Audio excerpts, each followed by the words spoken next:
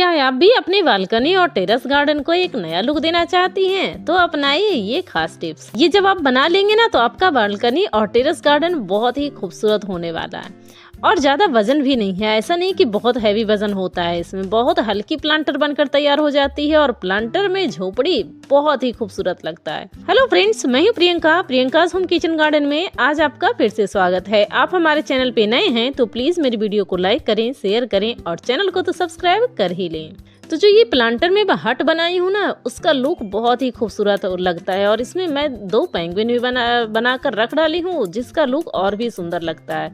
तो हमारे गार्डन के बीच में इस तरह से बनाकर रख दी हूँ ना, तो देखने में बहुत ही प्यारा लगता है। चाहे जिस भी एक्शन से देखिए, ये बहुत ही सुंदर लगने वाला है। इसमें आप किसी भी वेलनुमा प्लांट लगा सकती हैं, जो बहुत ही आसानी से इसमें कवर कर लेता है और चढ़कर बहुत ही खूबसूरत लगता है। तो चलिए करते हैं फटाफट शुरू। इस तरीके से मैंने बना लिया है थर्मोकोल प्लांटर। इसका वीडियो मैं पहले भी आपके साथ शेयर कर चुकी हूँ कि थर्मोकोल प्लांटर बनाते कैसे हैं, और बहुत ही आसानी से बनकर तैयार हो जाती है। और बालकनी गार्डन के लिए तो सबसे अच्छा प्लांटर ये होता है, क्योंकि इसमें वजन होता है बिल्कुल 0% और बहुत ही आसानी से चलता रहता है, बहुत टिकाऊ भी होता है, जल्दी टूटते भी नहीं है। और इसमें ना आप हल्की से हल्की मिट्टी बनाकर इसमें भरें और पौधे आराम से चलते रहेंगे। तो बनाकर यहाँ पर रख ली हूँ मैं एक थर्मोकोल प्लांटर, और इसके लिए मैं ली हूँ यहाँ पर कुछ अपने ही किचन गार्डन से निकले हुए डंडे। तो इसको मैं एक बराबर मात्रा में सभी को काट कर रखी हूँ, ताकि सभी की लेंथ एक तरह की हो। और इस तरीके से हमने लिए हैं यहाँ पर जूट की रस्सी। आप जूट का रस्सी का इस्तेमाल कर सकती हैं, लेकिन मैं यहाँ नहीं करूँगी। या आप यहाँ पे ना उलन वगैरह का इस्तेमाल कर सकती हैं। जो ऊन होती है बेकार सी पड़ी होती हैं, उसको आप बहुत ही आसानी से इसमें इस्तेमाल कर सकती हैं। तो मैं तो यहाँ ऊन का इस्तेमाल करने वाली हूँ, क्योंकि जब भी मैं अपने गार्डन में जूट की रस्सी का इस्तेमाल करती हूँ ना, तो हमारे यहाँ गिलहरियाँ बहुत है, और गिलहरियाँ सारी जूट की रस्सियाँ काट काट कर अपने घोंसले बनाने के लिए लेके चली जाती हैं। कितनी भी किसी भी तरीके से उसको बचाना चाहूँ तो वो बचती नहीं है, और वो फिर काट कर ले जाती है, तो वो फिर बर्बाद हो जाता है। तो मैं तो यहाँ ऊन का ही इस्तेमाल कर रही हूँ, और इस तरह से इसको बाइंडिंग करते हुए इस तरह से गोल गोल घुमाते हुए इसको बना लेते हैं, ताकि जो डंडा है ना वो दिखे नहीं कहीं से। और इस तरह से राउंड राउंड राउंड घुमाते जाइए, और ये बनकर बहुत ही जल्दी तैयार हो जाता है। बहुत ज़्यादा टाइम नहीं लगता है, कुछ ही मिनटों में आपका ये प्लांटर में हट बनकर तैयार हो जाएगा, जो देखने में बहुत ही प्यारा लगता है। और इस तरह से लास्ट में थोड़ा सा जगह छोड़ दिए हैं, और यहाँ पे लास्ट में ना इसको अच्छी तरीके से गांठ बांध दीजिए, ताकि ये खुले नहीं। गांठ बांधने से ये अच्छा बन जाता है। और इसी तरीके से मैंने ना यहाँ पर सारे बनाकर इस तरीके से रख ली हूँ। सभी देखने में देखिए कितना प्यारा लग रहा है। अगर जूट से भी बनाइएगा तब भी वो बहुत ही प्यारा लगने वाला है, लेकिन गिलहरियाँ के कारण तो मैं यहाँ पर जूट का इस्तेमाल करती ही नहीं हूँ। और यहाँ पर ली हूँ फिर से थर्मोकोल प्लांटर, जो हमने पहले से ही बनाकर तैयार कर लिए थे।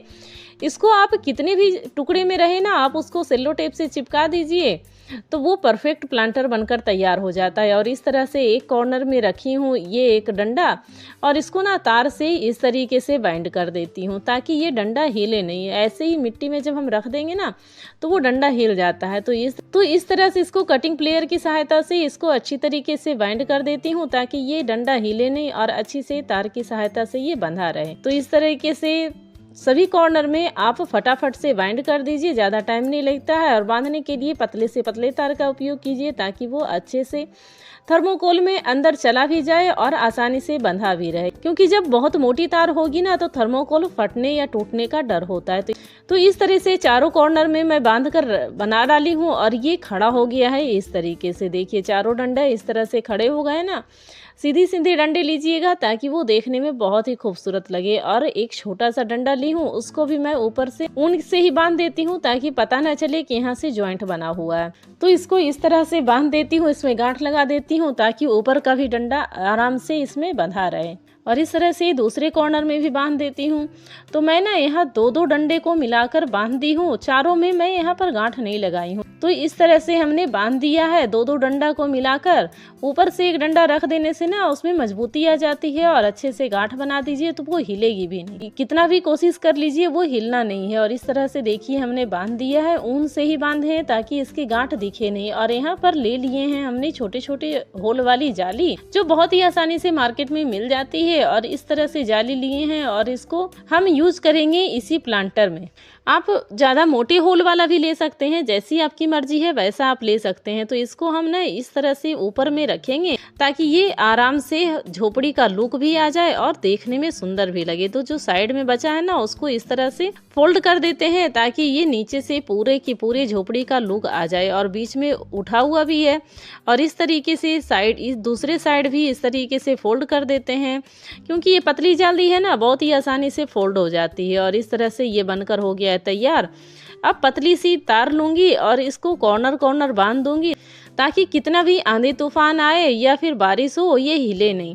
और इस तरह से पतली सी तार से इसको भी बांध दिए हैं ताकि ये स्टेबल रहे, ये हिले नहीं। और इस पे कोई सा भी पौधा चढ़ाए ना तो वो खराब ना हो और ये स्टेबल रहे बहुत ही आसान तरीके से। तो पतली तार से बांधिएगा ना तो ये बिल्कुल भी हिलेगा नहीं और देखने में भी पता भी नहीं चलेगा कि ये बंधा हुआ है किसी चीज से। तो हमने यहाँ पर बांध दिए हैं। इसी तरीके से चारों कॉर्नर में हम बांध देंगे ताकि वो हिले नहीं बिल्कुल, क्योंकि मौसम जब बार बार चेंज होती है ना तो कभी आंधी आती है, कभी बारिश होती है। तो इस चक्कर में ये कभी कभी उड़ भी जाएगी अपने बालकनी गार्डन से। तो इस तरह से बांधना बहुत ही जरूरी है। और पतले तार से बांधिएगा तो वो दिखेगा भी नहीं। तो इस तरह से बांधकर हमने कर दिया है तैयार। और हमें जहाँ पे गार्डन में रखना है ना वहीं पर हम पहले इसको रख देंगे। और ये बनकर हो गया है इस तरीके से तैयार, क्योंकि पहले इसमें अगर जो मिट्टी वगैरह डाल देंगे ना तो ये खराब हो जाएगा, क्योंकि ये है थर्मोकोल का और थर्मोकोल में मिट्टी डालने के बाद उठाना मुश्किल होता है, कहीं ये टूट ना जाए। तो जहाँ भी रखना हो आपको गार्डन में वहाँ पर पहले इसको इस तरह से शिफ्ट कर दीजिए। देखिए मैं यहाँ पर अपने गार्डन में बिल्कुल सेंटर में शिफ्ट कर दी हूँ, जिसका लुक बहुत ही खूबसूरत आ रहा। और इसमें डाल रही हूँ मिट्टी, जो मिट्टी मैं प्रॉपर अपने प्लांट के लिए बनाती हूँ ना वही वाली मिट्टी मैं इसमें डाल दे रही हूँ। और बराबर मात्रा में डालेंगे क्योंकि प्लांटर बहुत बड़ा है तो इसमें मिट्टी की ना मात्रा बहुत ज़्यादा लग जाती है। तो आप बड़ा छोटा जिस तरह से बनाना चाहते हैं आप बना सकते हैं। और देखिए इस तरह से मैं यहाँ पर ली हूँ राखी बेल की कटिंग में लगाई थी इस प्लांटर में और बहुत ही अच्छी तरीके से देखिए चल गई हैं। और इतना बड़ा हो गया है कटिंग लगने के बाद भी। 2 कटिंग लगाई थी और दोनों के दोनों बहुत ही आसानी से चल गए।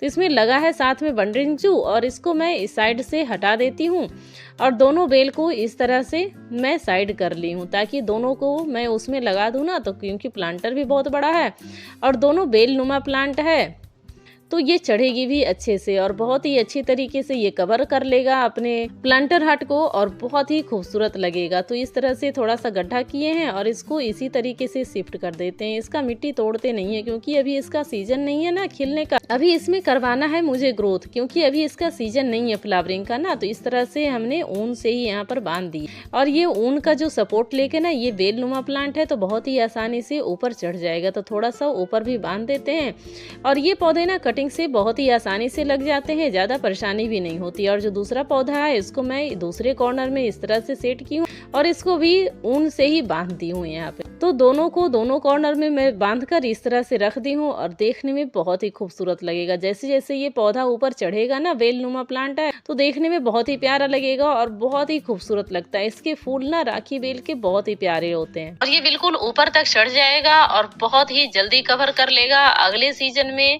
जब इसका टाइम आएगा ना उस टाइम तक इसमें अच्छी अच्छी फ्लावरिंग भी होगी। अभी थोड़ा सा बेल इसका बढ़ जाएगा, सीजन आते आते इसमें फ्लावरिंग भी स्टार्ट हो जाएगी जो देखने में बहुत ही प्यारा लगता है। और इस तरह से हमने कुछ बैठा दिए हैं बीच में स्वान और यहाँ पर बीच में सेंटर में बिल्कुल लगा दिए हैं वंडरिंग जू, जिससे इसका लुक और भी बहुत ही खूबसूरत हो गया है, बहुत ही प्यारा लगता है और बहुत ही जल्दी बनकर तैयार हो जाता है। तो आप कमेंट करके बताइएगा आपको ये प्लांटर कैसे लगे हैं। वीडियो के लास्ट तक बने रहने के लिए आपका बहुत बहुत धन्यवाद। Thank you friend, thanks for watching.